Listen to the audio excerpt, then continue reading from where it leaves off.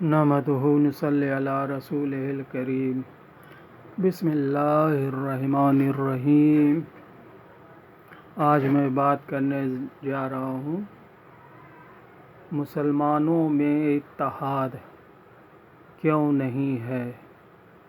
انتشار میں یہ امت، یہ قوم مبتلا ہے، آخر کیوں؟ اس کے وجوہات کیا ہیں؟ آئیے پتہ کرتے ہیں قرآن کی روشنی میں۔ تو جب ہم کہتے ہیں کہ مسلمانوں کے درمیان اتحاد کیوں نہیں ہے، تو یہاں پر مراد صرف مسلمان ہیں جو مسلمان ہونے کا تقاضا ادا کرتے ہیں، جو مسلمان ہونے کی کسوٹی پر کھرا اترتے ہیں۔ جھوٹم جھوٹ بات نہیں، نام رکھ لیا مسلمان، نام نہاد بن گئے مسلم قوم کا ایک فرد یہاں دنیا کے رجسٹر میں، وہ اللہ کی نافرمانی پر پوری زندگی گزر رہی ہے۔ ایسے لوگوں کو مسلمان کہنا مسلمانوں کی توہین ہے۔ تو مسلمان جب ہوں گے تو متحد ہونا، اتحاد قائم ہونا آپس میں بہت آسان کام ہے۔ یہاں تو اسلام کی علم اور شعور ہی نہیں ہے، معرفت ہی حاصل نہیں ہے، توحید کی معرفت حاصل نہیں ہے، اور توحید لگے دوسرے کو سکھانے۔ میں نے کئی جگہ دیکھا اہل علم کو، یہاں تک کہ کتاب کے اندر توحید کی 3 قسمیں ہیں۔ واہ رے واہ! آئیے توحید کی قسمیں جانیں۔ واہ رے واہ! توحید کی بھی قسمیں ہیں۔ بہرحال میں بات کرنے جا رہا ہوں مسلمانوں کے درمیان، ایمان والے جو ایک اللہ پر اور انبیاء پر، خاتم النبیین تک ایمان لائے، کتابوں پر، وحی پر، فرشتوں پر، آخرت پر ایمان لائے اور اس مطابق زندگی گزارتے ہیں، گزارنے کی کوشش کرتے ہیں۔ میری نظر میں ایسے لوگوں کے درمیان اتحاد قائم ہونا صرف غلط فہمی کو دور کر دے تو متحد ہو جائیں۔ آئیے دیکھیں قرآن کی آیت کیا کہتی ہے۔ سورہ نساء کی آیت نمبر 31، اللہ فرماتا ہے ان تجنبوا کبائر ما تنہون عنہ نکفر عنکم سیئاتکم وندخلکم مدخلا کریما۔ یعنی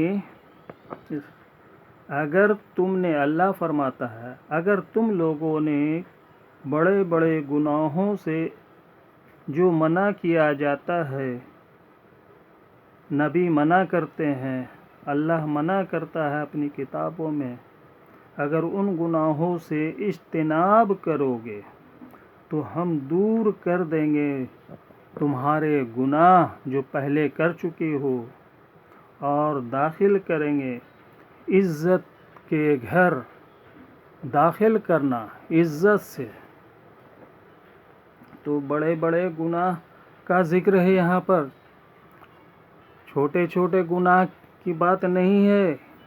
ترجیح کو دیکھیں، اللہ کس بات کو ترجیح دے رہا ہے، راجح اور مرجوح کی بحث ہے یہاں پر۔ بڑے بڑے گناہ سے اجتناب، سب سے پہلے ہم بڑے گناہ کیا نکالیں گے کہ میرے پاس دتمن نہیں ہے، مسواک نہیں کرتے، اس سے یہ بڑے گناہ ہو گیا، یہ سنت سے ہٹ کے ہے، یہ شرک ہے۔ سب سے بڑا گناہ شرک سے بھی بڑا کوئی گناہ ہے تو بتاؤ۔ اگر شرک سے منع نہ کر کے کسی دوسرے گناہوں سے لوگ منع کرتے ہیں، تسبیحات کی پابندی بتاتے ہیں، تسبیحات کا ترک کرنا کو گناہ بتاتے ہیں، نیچے لٹک جائے، داڑھی چھوٹی ہو جائے، اس کو گناہ بتاتے ہیں تو وہ دین کے کھلے دشمن ہیں، وہ دین کو مسخ کرنے کی کوشش کر رہے ہیں، اس ترتیب سے نہیں بتا رہے ہیں لوگوں کو، عوام کو، جس ترتیب سے اللہ نے اور رسول نے سکھایا ہے۔ ترتیب کیا ہے؟ بڑے بڑے گناہ سے بچو، اور ایمان لانے کے بعد بڑے بڑے اعمال کرو جو پہلے ہیں۔ نماز ادا کرنا، نماز کا ترک کرنا بہت بڑا گناہ ہے، اس سے بچو، نماز کو ادا کرو۔ من ترک الصلاۃ فکفر، اس میں ڈھیل پیدا کرتے ہیں علماء اصول لوگ، کہتے ہیں کہ کفر نہیں ہوا، کفر نہیں ہوا ماضی کا صیغہ ہے اور فعل ہے، کیسے نہیں کفر ہوا؟ قریب قریب ہو گئے کفر کے، قریب قریب لفظ ہے کہاں؟ وہاں ہے ہی نہیں ہے۔ تو اللہ فرما رہا ہے کہ اجتناب کرو بڑے بڑے گناہوں سے، اور اسی کے جواب میں دوسرے طرف چلے آئے، امر بالمعروف نہی عن المنکر، دونوں سائیڈ میں اگر دیکھا جائے تو امر بالمعروف میں نماز، روزہ، زکوٰۃ، حج آ گیا، نہی عن المنکر تو اس میں آ گئی فواحشہ، شرک، سب سے پہلے شرک، اور محسن جو بھی ہو اس کی نافرمانی، اس کی ناشکری، وعدہ خلافی، یہ سب بڑے بڑے گناہ ہیں، اس سے بچنا چاہیے۔ حرام خوری، اس سے بچنا چاہیے۔ فتنہ فساد، انتشار پھیلانا، ایک ماحول بنا ہوا ہے نیک لوگوں کا آپس میں، وہاں کانا پھوسی کر کر کے توڑنا ادھر ادھر، یہ سب بڑے بڑے گناہ ہیں، اس سے بچنا چاہیے۔ چھوٹے چھوٹے، یعنی کسی بزرگ سے کسی فتوری نے سوال کیا کہ اگر پانی میں مچھر ہو تو اسے چھان کر پیا جائے یا کیسے پیا جائے؟ تو بزرگ نے جواب دیا کہ اونٹ تو نگلتے ہو اور مچھر چھان کر پانی پینے کا فتویٰ پوچھتے ہو؟ بہت صحیح جواب دیا انہوں نے۔ آئیے دیکھیں دوسری جگہ اللہ نے کیا فرمایا ہے، سورہ نجم کی 32 نمبر کی آیت میں، الذین یجتنبون کبائر الاثم والفواحش الا اللمم ان ربک واسع مغفرتی، جو لوگ اجتناب کرتے ہیں، بچتے ہیں بڑے بڑے گناہوں سے، والفواحش، اور فحش باتوں سے، فحش اعمال سے، فحش باتیں پھیلانے سے، سوائے اس کے جو بشری تقاضے کے کچھ چھوٹی موٹی غلطیاں ہو جائے، اس کو اللہ درگزر کرتا ہے، خود ہی معاف کر دیتا ہے، اس پر پکڑ نہیں کرتا ہے۔ یہ دیکھتا ہے اللہ کہ بڑے بڑے گناہ سے بندہ بچ رہا ہے، تو چھوٹے چھوٹے گناہ وہ بشری کمزوری ہے تو اللہ خود معاف فرماتا ہے، درگزر کرتا ہے۔ ان ربک واسع مغفرت، اللہ مغفرت کرنے والا اتنا بڑا ہے، وسیع ہے کہ دنیا میں، کائنات میں کوئی نہیں، ماں باپ بھی نہیں، بڑے بڑے بادشاہ بھی نہیں، اتنا درگزر کرنے والا ہے، اس سے مغفرت تو طلب کرو۔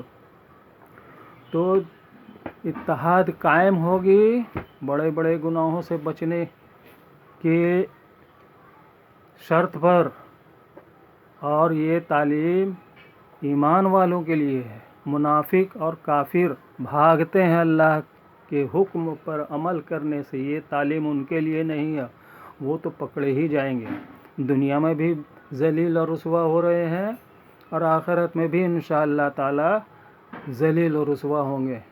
جو دین اسلام، رسول کے لائے ہوئے دین کو مسخ کرنے کی کوشش کر رہے ہیں، غیر نبی کو، نبی کوئی ایک نبی لے کر بنا کر کے قادیانی بن گیا، کوئی 12 غیر نبی کو نبی بنا کر کے، مان کر کے اور منصوص من اللہ کہہ کر کے وہ کافر ہوا، اور اس کے ہمدرد بھی، چیلا چپاٹی بھی بہت سے ہیں دنیا میں بھرے ہوئے، اور نماز بھی ادا کر رہے ہیں ساتھ ساتھ.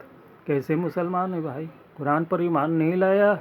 واضح آیات دکھلاؤ، نص قطعی دکھلاؤ 12 امام کے بارے میں.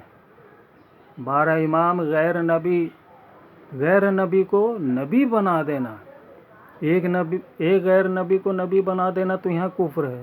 یہاں 12 نبی بنا کے بیٹھے ہوئے ہیں، اور ہمارے دینی بھائی ہیں. کیسے دینی بھائی ہیں؟ انہی کے ساتھ تمہارا بھی حشر ہوگا آخرت میں. من تشبہ بقوم فہو منہم. کوئی ہمدردی نہیں، دین کو جو بگاڑے اس سے میرا بغض ہے. حدیث میں ہے من احب للہ وابغض للہ. میں اپنی بات کہہ رہا ہوں، میں ان چیزوں کو پسند کرتا ہوں، ان باتوں کو پسند کرتا ہوں جس کو اللہ پسند کرے، اور مجھے ان چیزوں سے، ان شخصیات سے نفرت ہے، ان اداروں سے، ان جماعتوں سے نفرت ہے جو دین میں نئی بات ڈالنے کی کوشش کرتے ہیں یا ترجیحات کو بھی بدلنے کی کوشش کرتے ہیں. ترجیحات کا بدلنا دین کو مسخ کرنے کے برابر ہے. وآخر دعوانا ان الحمد للہ رب العالمین.